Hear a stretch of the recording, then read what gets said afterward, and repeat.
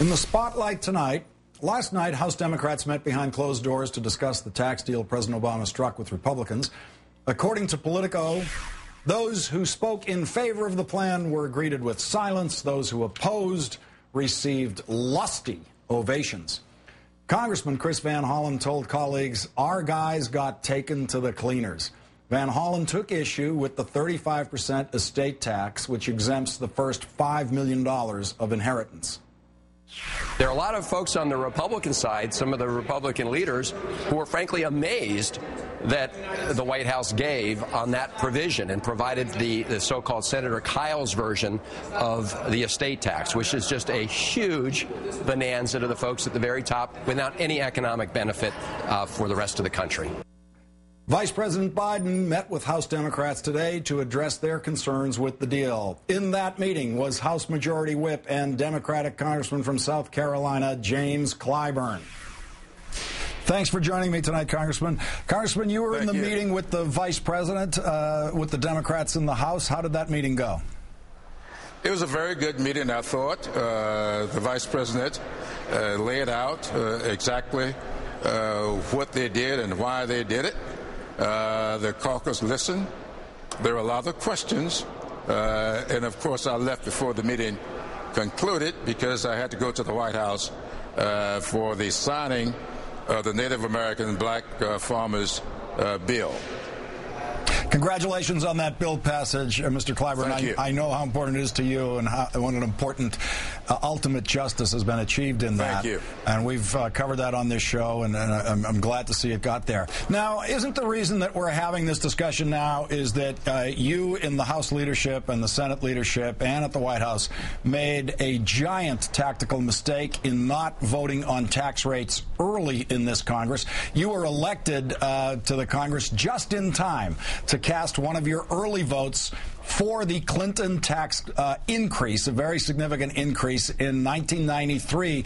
But Bill Clinton and you in the Congress were smart enough to get that vote done as one of the first votes, not to let it wait until an election year. Waiting for a tax vote in an election year is politically impossible. And isn't that why you're stuck in this spot, that Nancy Pelosi, Harry Reid, and the president made the mistake of allowing this to go into the election year? Well, you know, if you go back and look, I think the House passed a lot of things. We passed tax cuts that never passed the Senate. So I think it's a bit unfair for us to keep saying Nancy Pelosi this and Nancy Pelosi that. We passed these things in the House that never got passed in the Senate. So let's be fair when we say exactly what the problem was. The problem was always, can we get 60 votes in the Senate?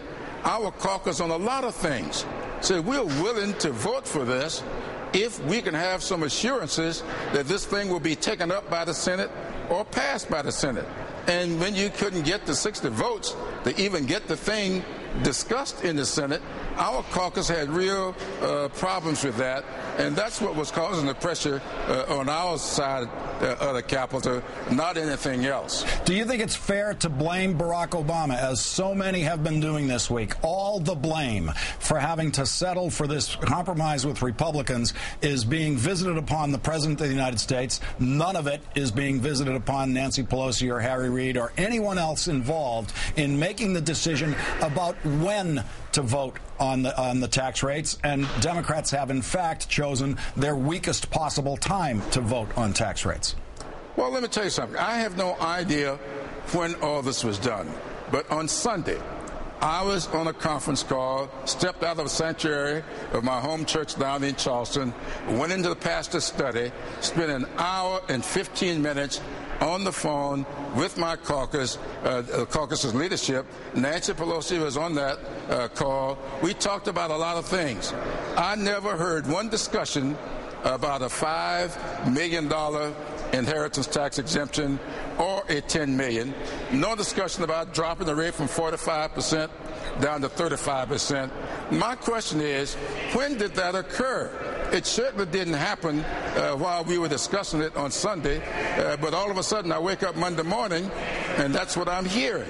So something happened somewhere, and unless some of the leadership in my caucus is not being fair and square with me, that discussion was never had by us.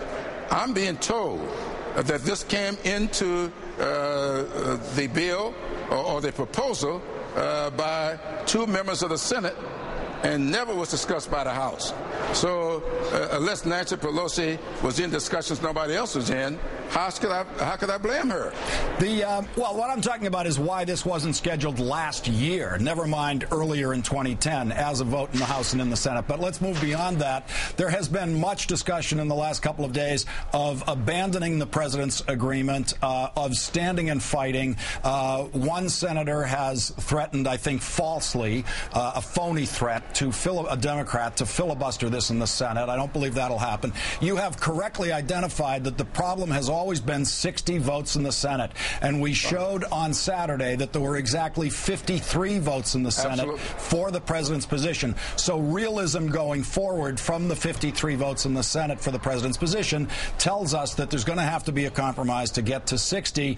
Are you willing to allow the Bush rates to expire and on January 1st allow taxes to increase in order to continue the fight into 2011 when the Republicans will control the House of Representatives? There are many liberals who've been on this network and elsewhere who are advocating exactly that strategy.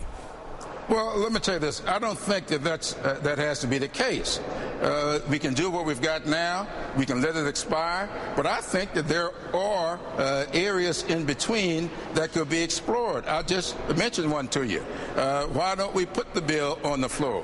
Why don't they go to the Rules Committee, allow certain amendments to take place, and let us put an amendment up to drop that 5 million down to 3.5, that 10 down to 7.